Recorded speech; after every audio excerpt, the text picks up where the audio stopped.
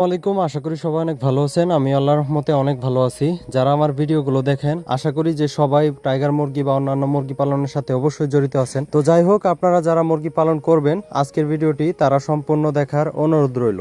আপনার খামারের মুরগি আপনি ডিমের জন্য পালন করেন অথবা মাংসের জন্য পালন করেন না কেন, প্রথম মূলত হচ্ছে 1 দিন থেকে 20 দিন পর্যন্ত আপনার পালন পদ্ধতির উপরে আপনার মুরগির ভবিষ্যৎ নির্ভর করবে। তো 1 দিন থেকে 20 দিন পর্যন্ত আপনাকে কয়েকটা কোর্স মুরগির উপরে প্রয়োগ করতে হবে, সুস্থ এবং অসুস্থ থাকা অবস্থায়। যদি সুস্থ থাকে তাহলে তো আলহামদুলিল্লাহ ভালো, অসুস্থ থাকলে অসুস্থতা সেরে তারপরে আপনার মুরগিগুলোকে কোর্সগুলো কমপ্লিট করতে হবে। যেরকম ধরেন, প্রথমে আমরা নাভিকাসার কোর্সটা করি, যেরকম লাইসোভিটা আমরা প্রয়োগ করি হচ্ছে আমাদের মুরগির রোগ প্রতিরোধ ক্ষমতা বৃদ্ধির জন্য, এবং সাথে দেই হচ্ছে সেফাওয়ান। এটা নাভিকাসার জন্য অনেক ভালো কাজ করে, হয়তো আপনারা অনেকেই জানেন। এবং হচ্ছে যদি সেফাওয়ানটা কোনো কারণে আমাদের মিস হয় তাহলে কিন্তু আপনারা রেনামক্সটা ব্যবহার করি। তো রেনামক্সে সেফাওয়ানের 5 দিনের একটা কোর্স করার পরে মূলত কিন্তু আমরা ভ্যাকসিনটা করি, VCRDV ভ্যাকসিন করার পরে মূলত আমরা ঠান্ডার ক্রসটা কমপ্লিট করার জন্য বলি।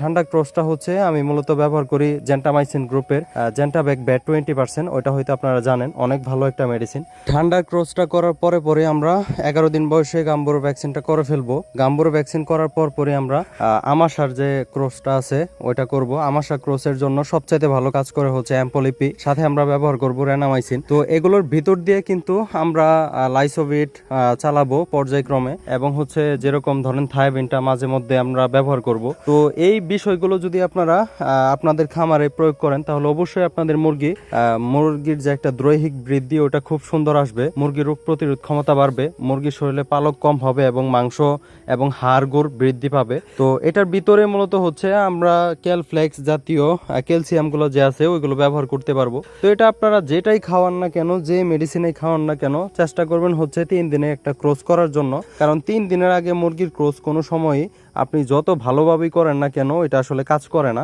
তো কমপক্ষে আপনারা যে কোনো মেডিসিন খাওয়াবেন অবশ্যই চেষ্টা করবেন 3 দিন খাওয়ানোর জন্য। তো 1 দিন থেকে 20 দিন বয়স পর্যন্ত যখন আপনারা এই 3টা ক্রস কমপ্লিট করবেন, আশা করি আপনাদের মুরগির বাচ্চাও সেম এরকম হবে, এবং হচ্ছে এরকম না এর থেকে ভালো হবে। কারণ এর ভিতর দিয়ে যদি আপনি ভালো প্রকার যত্ন দেন তাহলে তো কোনো কথাই নাই। তো যাই হোক, আজকের ভিডিওটা কেমন লাগছে আর কোন বিষয়গুলো আপনারা বুঝতে পারছেন না অবশ্যই কমেন্ট করবেন, আমি চেষ্টা করবো আপনাদের কমেন্টের জবাব দেওয়ার জন্য। তো ভালো থাকবেন সবাই, নতুন ভিডিও দেখার আমন্ত্রণ রইল। সকলে সুস্থতা কামনা করে ভিডিওটা আজকের মতো এখানে শেষ করছি। ভালো থাকবেন সবাই, আসসালামু আলাইকুম, আল্লাহ হাফেজ।